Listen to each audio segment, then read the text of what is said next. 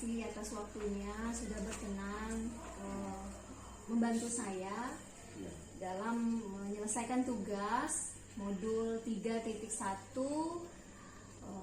pada pendidikan guru penggerak yang sedang saya ikuti. Materinya Pak itu tentang dilema etika. Jadi kebijakan pemimpin dalam mengambil dan menguji keputusan berdasarkan nilai-nilai kebajikan atau nilai universal yang diyakini. Sebelumnya Pak, dilema etika dan bujukan moral itu sering kita jumpai di kehidupan kita, di lingkungan kita. Jadi kalau situasi yang sering Bapak hadapi ketika mengambil keputusan, terkadang kan ada sisi kita harus mematuhi peraturan, ada sisi kemanusiaannya. Nah, saya di sini minta bantuannya Bapak untuk bercerita atau berbagi pengalaman Bapak dalam mengambil keputusan sejauh ini yang sudah Bapak lakukan sebagai pemimpin di sekolah. Nah, kita mulai ya Pak. Bagaimana Bapak dapat mengidentifikasikan kasus-kasus yang merupakan dilema etika atau bujukan moral? Terima kasih Bu Lisa atas pertanyaannya. Jadi memang kadang-kadang ada beberapa kasus-kasus yang ada di sekolah kita. Nah, dalam hal ini saya sebagai pimpinan kadang-kadang ada kasus yang terlihat dengan benar dan salah. Ada juga kasus yang sulit ditemukan solusinya karena melibatkan rasa kasihan dan rasa kemanusiaan. Kemudian selama ini bagaimana Bapak menjalankan pengambilan keputusan di sekolah, terutama untuk kasus-kasus di mana ada dua kepentingan yang Bapak rasa itu benar dan mengandung nilai-nilai kebajikan yang selama ini kita yakini? Nah, dalam mengambil keputusan ini tentu kita memerlukan kebijakan. Mungkin dalam hal mempertimbangkan aturan-aturan yang berlaku dan rasa kemanusiaan itu tidak terlepas. Pastinya jika itu terjadi di sekolah, maka yang paling diutamakan adalah kepentingan anak-anak didik kita. Jadi keberpihakan kepada murid ya Pak ya. Langkah-langkah atau prosedur yang seperti apa yang biasa Bapak lakukan selama ini untuk menyelesaikan masalah? Memang ada beberapa langkah-langkah dalam pengambil keputusan ini. Kita melihat siapa saja pihak yang terlibat di dalamnya, kemudian kita dengar cerita dari semua pihak yang terlibat, terus baru kita mengambil keputusan yang bijak dengan mempertimbangkan aturan yang berlaku seperti rasa kemanusiaan. Pastinya jika itu terjadi di sekolah, maka yang kita utamakan adalah kepentingan anak-anak. Sebagai pemimpin Bapak sudah menerapkan keberpihakan kepada murid ya Pak ya. Ya. Hal-hal apa aja nih Pak yang selama ini Bapak anggap sangat efektif dalam mengambil keputusan pada kasus-kasus yang selama ini sudah ditangani, terutama yang dilema etika? Ya. Hal-hal yang utama yaitu yang paling efektif dalam pengambil keputusan itu adalah yang pertama itu ada 5 atau beberapa persoalan dari hal-hal tersebut di atas tadi. Jadi aturan-aturan yang kita ambil adalah aturan yang sifatnya berlaku di sekolah sesuai dengan norma-norma dalam masyarakat kita di Dusun Air Pempang ini. Seberapa besar kasusnya atau masalahnya yang terjadi, dan pihak mana yang terlibat di dalamnya. Kemudian yang ketiga, kita adakan komunikasi adalah karena komunikasi ini merupakan kunci utama kita untuk menyelesaikan masalah supaya masalah itu lebih jelas untuk menemukan titik temu persoalannya. Dan yang keempat, hati dan pikiran kita harus tenang dalam mengambil sebuah keputusan. Kemudian yang kelima, kita harus bertanggung jawab penuh atas keputusan yang telah kita ambil. Langkahnya sebenarnya sudah mencerminkan dilema etika, Pak.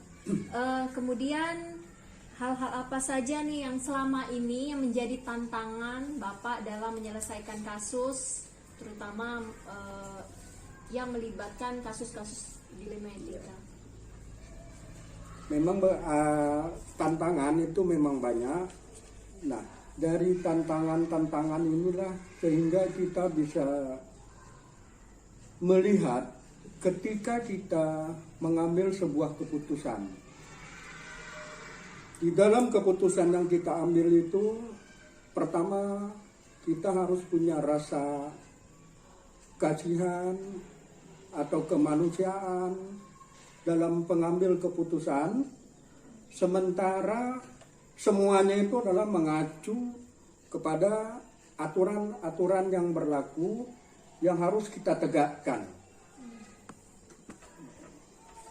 Kemudian apakah Bapak memiliki sebuah jadwal tertentu untuk menyelesaikan kasus?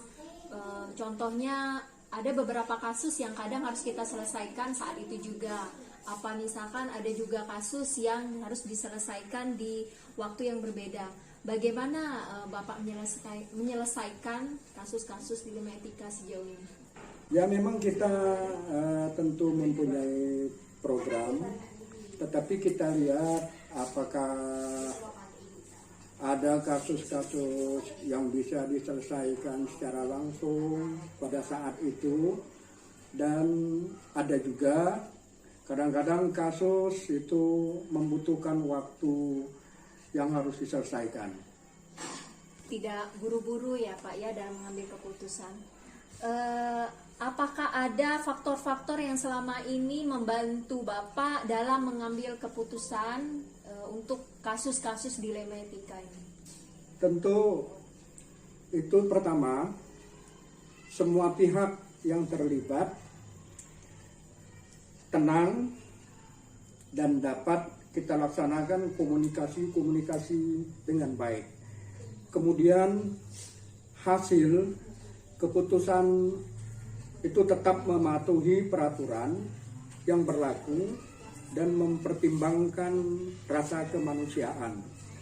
Kemudian hasil atau keputusan itu dapat diterima oleh semua pihak yang terlibat. Terakhir nih Pak, dari semua yang sudah Bapak sampaikan nih, pembelajaran apa yang sejauh ini sudah bisa kita petik bersama atau pengalaman Bapak dalam mengambil keputusan dalam kasus-kasus dilema etika ini? Dari setiap masalah itu pasti ada jalan keluarnya. Yang terbaik selama kita tetap tenang dalam menyelesaikan suatu persoalan, kita laksanakan komunikasi dengan baik. Setelah kita laksanakan komunikasi dengan baik, baru kita mengambil sebuah keputusan itu juga dengan bijak. Demikian ya.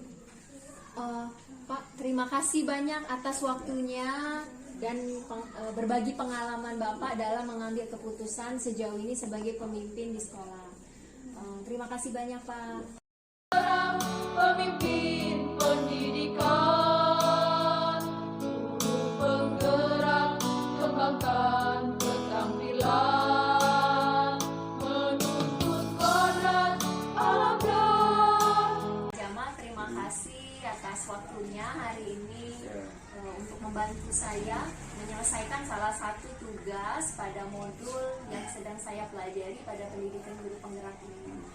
Jadi modul ini Pak menceritakan tentang berbagi praktik pengalaman kepala sekolah dalam mengambil keputusan yang berbasis nilai-nilai kebajikan atau nilai-nilai yang kita yakini.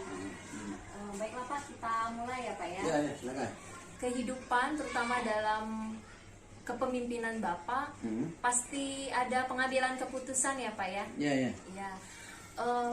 Kemudian pasti ada kasus di mana kita bingung untuk menentukan sebuah pilihan karena itu melibatkan dua pilihan yang sama-sama benar, bernilai benar dan sulit untuk kita ambil keputusan.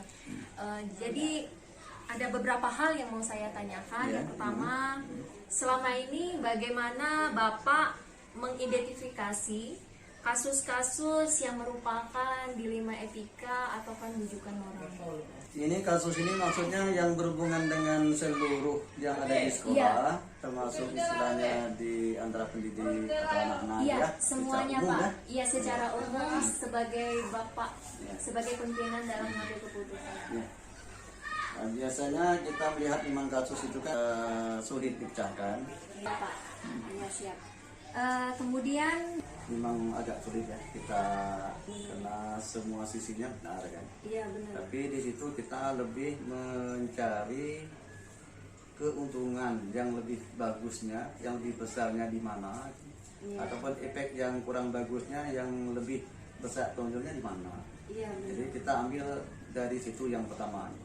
Nah, jadi untuk yang seperti itu saja. Artinya kita ambil dari aspek kebaikan atau keburukan yang timbul kan. Lebih daripada yang poin. Oke. Ya. Selanjutnya kan yang Bapak lakukan selama ini dalam menyelesaikan kasus-kasus yang tadi Bapak sebutkan, selain melibatkan pihak ya Pak ya, terus juga mengambil keputusan juga tidak memihak dan banyak mengambil manfaatnya. Ya. Kali ini yang saya katakan tadi tidak bisa memutuskan sendiri kan. Kami tentu melibatkan banyak pihak. Tentu suara yang terbaik itu yang kami pakai. Nah, tanpa merugi yang lain, tanpa memberi kesempatan mungkin yang dinyatakan benar itu benar, enggak, tapi kita ngambil ya suara yang terbaik, yang paling bijaksana lah di antara yang dua itu. Oh, gitu. Ya.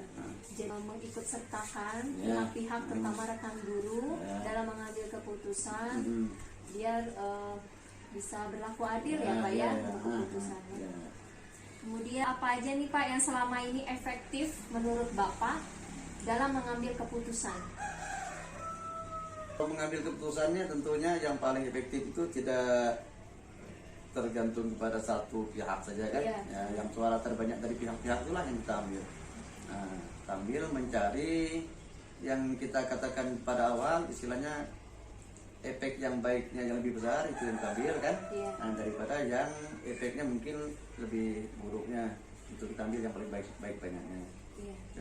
Apa Pak tantangan Bapak selama ini dalam mengambil keputusan dari setiap kasus yang pernah Bapak hadapi selama ini? Tantangannya memang terutama karena kami masih baru ya, mungkin pengalamannya belum begitu luas juga sebagai kepala sekolah. Yang kadang-kadang terlalu sulit kita putuskan itu ada pihak mungkin karena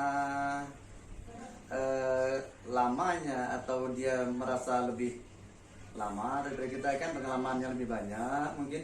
Nah, di situ kadang-kadang masih ada yang mementingkan idenya daripada yang lain tadi, itu yang kesulitannya. Nah, jadi mementingkan kepentingan dia gitu Pak ya. Itu yang kita rasakan sulit. Apakah Bapak memiliki waktu tertentu atau jadwal tertentu untuk menyelesaikan sebuah kasus? Contohnya gini, kadang kan ada kasus yang harus diselesaikan hari itu juga nih, saat itu juga. Ada juga yang butuh waktu untuk menyelesaikannya. Bagaimana sejauh ini Bapak menyikapi menyelesaikan kasus? Ada beda-beda kasus tadi kan. Ada yang lebih memerlukan waktu yang cepat, ada yang mungkin lebih mementingkan atau memerlukan waktu yang lebih lama bagi pencarian bahan-bahan, bukti-bukti atau apa yang di Iya. dalam berkas itu kan. Iya. Nah, jadi kita prioritaskan mana yang lebih didahulukan, kita kerjakan dahulu. Mungkin yang agak lama ya kita ikuti selanjutnya atau menyusul kan. Nah, jadi kalau yang lama nggak bisa kita putuskan secepat mungkin. Ya mungkin ini ya Pak ya, yang membuat lama itu karena mengumpulkan data-datanya dulu ya Pak ya, fakta-faktanya Iya. juga. Jadi biar keputusannya itu tidak ragu-ragu Iya. ataupun Tidak kita- salah dalam Iya, hal menilai dan benar. memutuskan itu. Benar Pak. Kemudian apa saja nih yang membantu Bapak selama ini? Ataukah ada orang-orang yang terlibat Hmm. dalam pengambilan keputusan sehingga Bapak yakin nih Oh, iya. mau mengambil keputusan itu gitu? Nah, kalau di sekolah kami sendiri menugaskan guru-guru pada bidang masing-masing. Artinya setiap guru diberi tugas pada bidang yang dianggap kami mampu untuk melaksanakan bidang itu. Jadi tugas-tugas gurunya tidak hanya mengajar kan. Iya. Nah, jadi kami selalu melibatkan guru-guru itu untuk menetapkan atau memutuskan suatu hal itu tadi. Kalaupun kasusnya mungkin melibatkan masyarakat luas, tentu kami kerjasama dengan kepala desa ataupun kepala dusun. Tokoh masyarakat ya Pak. Masyarakat, Ya? iya. Iya benar. Ini yang terakhir nih Pak. Oh, iya. Dari semua kasus yang sudah Bapak tangani, Mhm. pembelajaran apa nih yang selalu menurut Bapak paling melekat atau yang bisa Bapak petik dari semua keputusan yang pernah Bapak putuskan? Tentunya kan di antara kita mengambil keputusan tadi ada yang pihak yang mungkin merasa puas, Iya. ada yang pihak yang tidak begitu puas. Iya. Jadi kita sangat bersyukur sekali, misalnya kalau ada kasus mudah kita selesaikan dan semuanya tidak komplain. Iya. Nah, kalau ada kasus yang mungkin merasa yang satunya dirugikan, nah di situ kadang-kadang kita Dilema. dilemanya. Karena membuat suatu keputusan yang hampir sama itu kan tidak mudah. Iya. benar. Nah, ya. Sekian Pak Oh, iya. pertanyaan dari saya. Aduh luar biasa nih jawaban dari Bapak, dan terima kasih Pak udah berbagi praktik pengambilan keputusannya Ya, ya. selama Bapak memimpin di sekolah ini. hati dan jiwa terpanggil